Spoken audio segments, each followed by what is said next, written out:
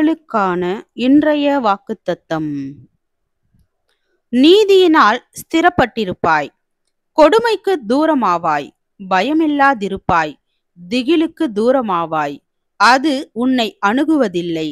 இதோ உனக்கு விரோதமாய் கூட்டங்கூடினால் அது என்னாலே கூடுகிற கூட்டமல்ல.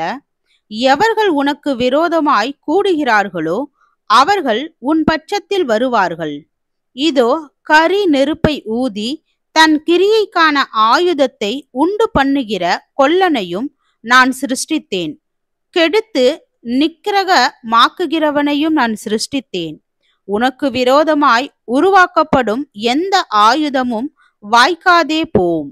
உனக்கு விரோதமாய் நியாயத்தில் எழும்பும் எந்த நாவையும் நீ குற்றப்படுத்துவாய்.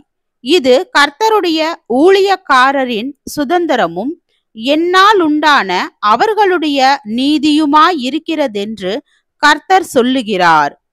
ஏசாயா 54வது அதிகாரம் வசனம் 14 முதல் 17 வரை.